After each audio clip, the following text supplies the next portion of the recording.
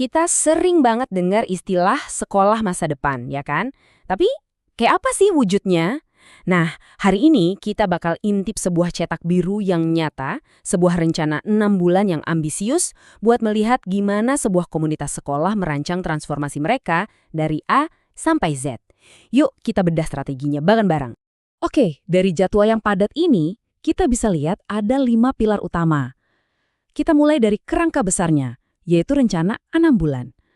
Terus, kita bakal nyelam lebih dalam soal gimana mereka pakai AI, mengubah ruang kelas, membangun karakter, dan pastinya diakhiri dengan perayaan. Yuk kita lihat gimana semua ini saling nyambung. Jadi, kita mulai dari gambaran besarnya dulu ya. Ini bukan sekedar daftar kegiatan loh. Ini adalah sebuah perjalanan yang udah dipikirin matang-matang selama 6 bulan. Nanti Anda akan lihat gimana setiap bulan jadi fondasi buat bulan berikutnya. Coba deh lihat alurnya di sini. Mereka mulai di Januari dengan hal-hal strategis seperti anggaran berbasis AI. Terus, Februari sama Maret itu fokusnya bangun fondasi teknologi dan kepemimpinan. April dan Mei baru deh masuk ke implementasi di kelas, sampai akhirnya puncaknya di bulan Juni, di mana mereka refleksi dan merayakannya. Kelihatan kan gimana momentumnya dibangun secara bertahap dan cerdas? Sekarang kita masuk ke bagian yang paling seru, kecerdasan buatan atau AI. Bagi mereka, AI itu bukan sekedar teknologi baru buat coba-coba, tapi benar-benar jadi alat fundamental yang dipakai mulai dari perencanaan anggaran sampai ke urusan di dalam kelas.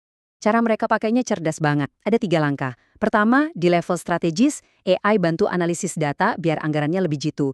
Kedua, buat kepemimpinan, AI dipakai untuk bikin instrumen observasi yang objektif, jadi bisa bantu guru berkembang lebih baik. Dan yang nggak kalah penting, AI mengotomatiskan tugas-tugas administratif yang makan waktu, jadi guru punya lebih banyak waktu buat ya siapa lagi kalau bukan buat para siswanya.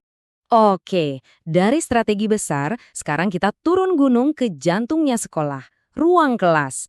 Gimana caranya semua teknologi canggih ini beneran bisa bantu para guru?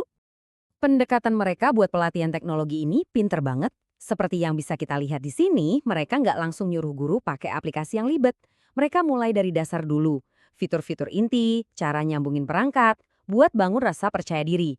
Nah, kalau udah nyaman, baru deh masuk ke integrasi aplikasi kayak Canva atau Quizizz biar kelasnya jadi lebih hidup. Jadi, ini soal penguasaan, bukan cuma sekedar pemakaian. Dan hebatnya, ini tuh bukan melulu soal teknologi. Mereka sadar banget kalau sentuhan manusia itu kuncinya. Dengan melatih para pimpinan buat jadi coach, bukan cuma jadi supervisor, mereka membangun budaya di mana umpan balik itu tujuannya untuk tumbuh bareng, bukan buat cari-cari kesalahan. Teknologi canggih dan guru yang hebat itu penting. Tapi apa jadinya tanpa identitas dan karakter yang kuat? Nah, pilar keempat ini ngebahas soal jiwa dari sekolah itu sendiri. Semuanya dimulai dari fondasi, visi dan misi. Lewat workshop yang mereka sebut Pancawaluya, mereka memastikan seluruh warga sekolah, dari kepala sekolah sampai staf, paham dan menghayati nilai-nilai inti yang sama. Ini ibaratnya lagi menyetel kompas biar semua orang bergerak ke arah yang sama. Dan nilai-nilai ini nggak cuma diajarin di kelas. Coba deh lihat tabel ini. Di satu sisi ada olimpiade buat mengasah otak dan kemampuan berpikir kritis. Di sisi lain ada kegiatan kayak lomba upacara yang mungkin kedengaran sederhana, tapi justru disitulah disiplin, kepemimpinan, dan gotong royong itu benar-benar diuji dan dibentuk. Pada akhirnya, ini bukan soal menang atau kalah dalam sebuah lomba. Ini tentang membangun karakter mandiri dan semangat gotong royong. Mereka berkomitmen buat mencetak manusia yang utuh, bukan cuma mesin penjawab soal. Setelah semua kerja keras selama berbulan-bulan, akhirnya tibalah saatnya buat bagian yang paling memuaskan, pameran dan perayaan. Ini adalah momen di mana semua usaha individu dilebur jadi satu pencapaian kolektif. Puncak acaranya bukan cuma formalitas loh, ada showcase di mana para pemimpin berbagi praktik terbaik, ada pameran di mana siswa dan guru bisa pamerin karya mereka, dan yang terpenting, ada acara kebersamaan buat refleksi. Ini semua tentang memperkuat rasa memiliki dan merayakan sebagai satu komunitas besar. Dan ini dia kuncinya. Akhir dari semester ini adalah awal dari semester berikutnya. Semua pembelajaran dan pencapaian didokumentasikan dalam sebuah laporan evaluasi yang jadi dasar buat rencana kerja tahun depan.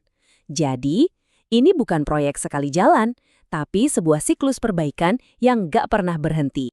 Jadi, inilah cetak biru mereka, Perpaduan antara strategi AI yang cerdas, pengembangan guru yang manusiawi, pembentukan karakter yang kuat, dan perayaan pencapaian bersama.